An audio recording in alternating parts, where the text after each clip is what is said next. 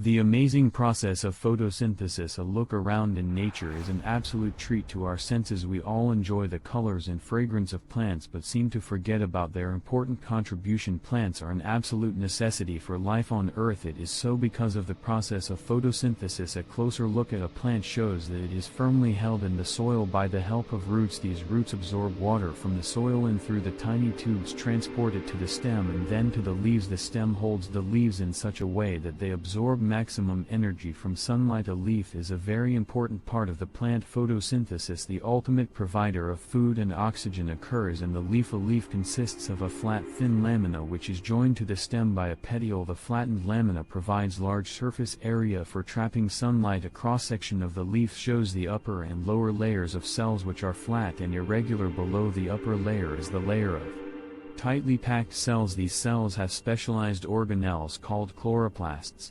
Chloroplasts contain the pigment chlorophyll which gives the green color to the leaf. The next layer has loosely arranged cells with large air spaces. The section also shows tubes specific for transporting the absorbed water into the leaves. The lower layer has many pores called stomata. Each stoma is surrounded by two guard cells which regulate opening and closing of the stomata. A leaf absorbs carbon dioxide from the environment through these stomata which after passing through air spaces enter into the chlorophyll containing cells. Both water and carbon dioxide molecules are finally absorbed by the chloroplast. These chloroplasts also have the capacity for trapping energy from sunlight, and this energy is used to synthesize glucose and oxygen from carbon dioxide and water. These oxygen and glucose molecules diffuse out of the chloroplast. The glucose is transported through other specialized tubes to all parts of the plant aiding in their growth. The oxygen present in these air spaces diffuses out through the stomata. So during photosynthesis oxygen is given as the